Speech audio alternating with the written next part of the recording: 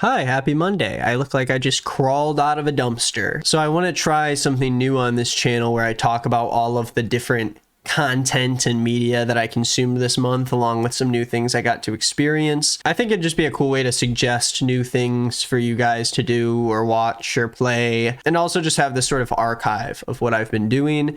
This is kind of inspired by Carson Runquist's monthly series where he talks about all the movies that he watched in a month, but I only watched 2 new movies that I hadn't seen before this month. So I'm gonna do more things than that because I also have to be original and not just copy people. But go check out his series. It's much better than this. But let's just jump into it and start with movies. I rewatched 2 of my favorite films of all time, Swiss Army Man and Everything Everywhere All at Once. Both films are by Daniels, which is a directing duo that has proven to be my new favorite, especially after I dove into all of their older short films this month. If I had to recommend one short that I watched, it would be Interesting Ball, which allows you to see all these elements that made their way into Everything Everywhere All at Once, and even some elements that made their way into Swiss Army Man. All of their shorts are these super easy watches, and it's incredible how you can see elements from those older short films make their way into their feature-length films and inspire them. I watched Swiss Army Man for the first time last month, and I instantly fell in love with it.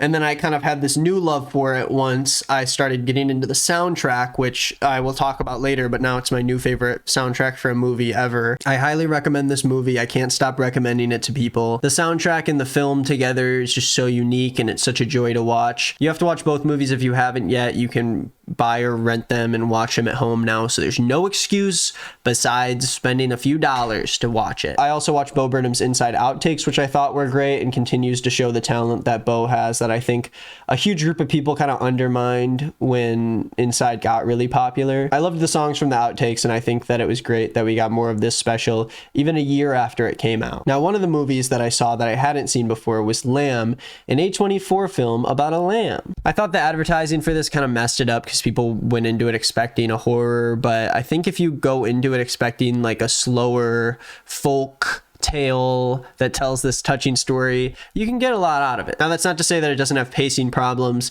and that they couldn't have done better with the story to help engage the audience a little bit more, but I think that it's shot beautifully and the visual effects are really impressive, especially after I watched the behind the scenes once I finished the movie. Finally, for the last film, I watched It Follows with a few friends the other night. I found a steelbook for this movie when I was at some vinyl store and I heard that it was good, and so I decided to get it. So I popped that baby in my PlayStation when I got home, and it was honestly not too bad. You can tell that it's a low budget film, and I think they did a great job with what they had to tell a compelling story, even if it didn't look super pristine and nice. It had a great aesthetic style to it that made it seem like it was set like in the 70s when it was actually made in 2013. I think that as a horror movie, it's a little bit hyped up and there's better ones out there, but if you're looking for a solid horror flick that will scare you or your friends and be like a good time to watch with some people, I think this is a great pick. Okay, let's move on to TV shows. I watched about half of The Midnight Gospel this month, which is this wonderful season of animated TV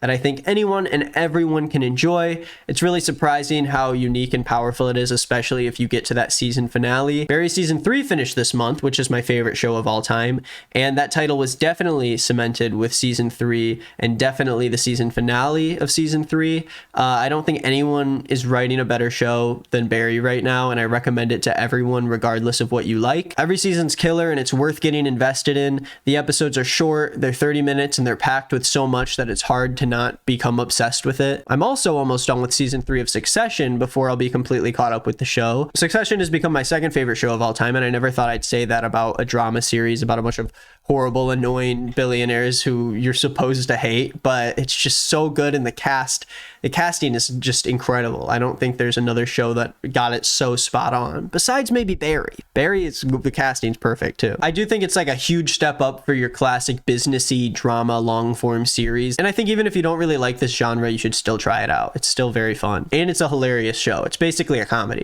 It's so funny. Finally, season 3 of The Boys started, and so far it's just as crazy as everyone's saying it is. The Boys is another one of my favorite series, and although it's super bizarre and the writing doesn't make a lot of sense sometimes, they still do it in a way that allows you to be invested in the story even if it includes a full episode about a superhero orgy and they have these visuals that I didn't even know were legal to put on TV. Now, if you don't have a stomach for gore or really like anything else that people find hard to watch, this show really has like every bad thing in it that might make you not want to watch something. So if you think it could be for you, I would at least just try it out. It's so fun. It's a great show to watch. I think the new Herogasm episode is one of the best, if not the best episode of the series so far. And I love how unashamed the show is with what they show and where they take the story. And it's by far the most fun show to watch right now. And I think it's worth trying out if you think it's right for you. If you have like a friend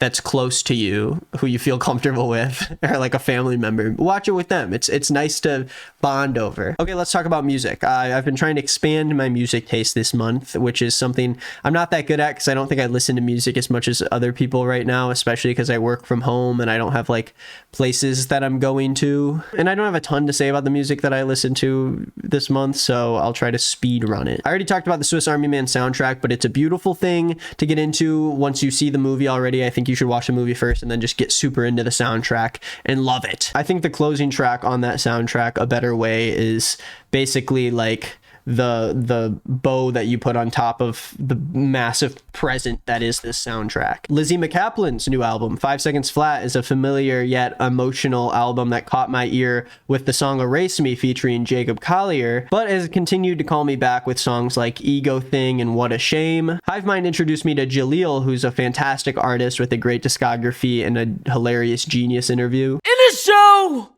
I'ma dive. God told me it's my time. Jaleel, yeah. Jaleel, yeah. Jaleel, yeah. Jaleel, yeah. Dive In, Jaleel Juice, and Clubhouse are all great tracks by him. Pharrell put out Cash In, Cash Out with Tyler, the Creator, and 21 Savage, which has one of the best music videos I've ever seen, and the song is pretty good too. Chance the Rapper surprised me with his new song Highs and Lows with Joey Badass, which gave me more hope for Chance, but I'm still not completely confident in his ability to put together a solid project that will age well. I'm gonna wait until he makes a song by himself that I think is really good before I feel like I'll have some more confidence in him. I've been diving into Titanic Rising, which I think is this iconic album by Wise Blood that's going to be remembered for decades to come. It's cinematic, it's beautiful, it builds a world around music that I don't see very often from any artists. My good friend Dev Lemons put out another banger called CEO of My Ass, and it proves that she has a lot more in her arsenal, and I think this is only the start for what she has to show to people.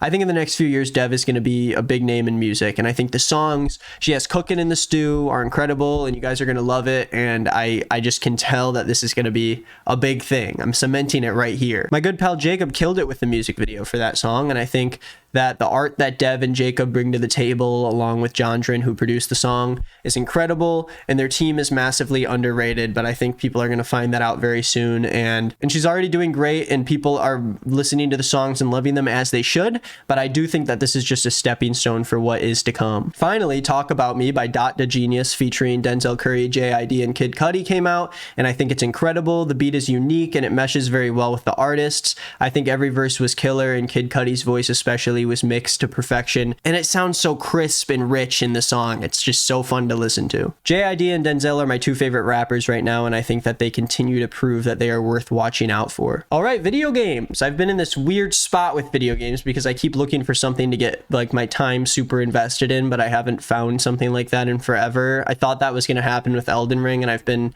weird about finishing it, and it's been kind of tough. So I've just been like swapping between a bunch of different games. I've been replaying a lot of my favorite games, the main one being Slay the Spire, which is my favorite game of all time, and I have it on my phone, my Switch, and my PC, and I can never get enough of it. I'm not going to explain the game to you because it's kind of confusing, but you should look it up and maybe get it on your phone if you want something to pass the time. I have almost 300 hours on the game on my Switch, and I bring it wherever I go. I got the new Super Strikers game for the Switch, and it's pretty good, but I find it harder and harder to enjoy multiplayer Nintendo games as someone who lives by himself. I wish the online ranking system was better, and I wish that they had more more game modes, but the gameplay itself I think is pretty solid. I tried Guardians of the Galaxy because I heard it was good, but I deleted it after an hour or two because it's literally just like a rinse and repeat of shooter fights with these faceless blob enemies, and the characters talk and quip so much. And I honestly enjoy the voice acting. I think it's pretty good, but it just never stops. And they force you to do all this like useless shit around the ship and on these random planets. So then I just decided to delete it once I rolled up to like the next boss and it was another big